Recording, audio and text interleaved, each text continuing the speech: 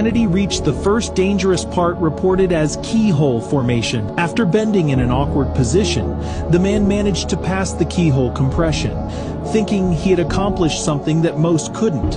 Yet, he was unaware of the further few feet. As the passage widened and straightened slightly, Robert failed to realize that the narrow point he had just passed through head first would be impossible to negotiate in reverse with his legs first.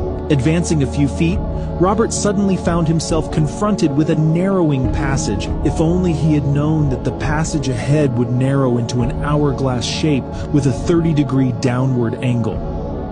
Already fatigued, Robert began squeezing into the opening, exhaling all the air from his lungs in an effort to pass through. After several strenuous pushes, he realized there was no way forward, yet his torso was already wedged tightly between the rock walls.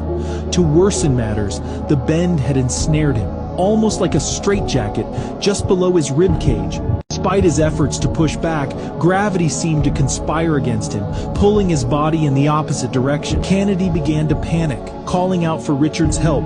It remains unclear exactly how long it took his stepbrother to enter the cave. Richard made the decision to venture into the cave, guided by the faint glow of light from the entrance. Kneeling and screaming into the darkness, he sent a glimmer of hope coursing through Robert's body upon hearing his brother's voice. The trapped man yelled back, letting his brother know that he was wedged and needed help immediately because it was hard for him to breathe. Determined to assist his brother, Richard began to crawl blindly into the passage. Nevertheless, after only a few feet, he realized the ineffectiveness of his efforts without proper light. With hesitation, he told Kennedy that he has to leave the cave to call for help.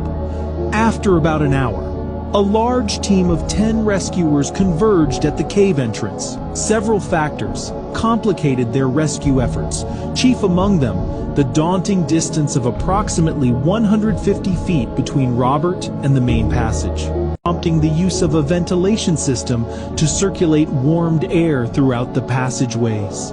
The rescuers resorted to using manual tools to widen the keyhole compression.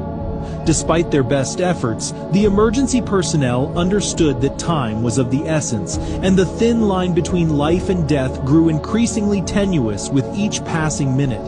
Exhausted, the rescuers rotated shifts to conserve energy, but the task remained daunting. As hours ticked by, one rescuer observed Robert's condition deteriorating, noting a decline in his cooperation and the emergence of gurgling breaths, a troubling sign of potential suffocation. Finally, after excavating through the keyhole crevice, rescuers reached Robert's feet. Though Kennedy was unresponsive at this point, the faint pulse detected in his legs instilled hope in the rescuers, spurring them on in their mission to save the desperate man. Attempting to pull Kennedy by his feet proved futile due to the lack of leverage.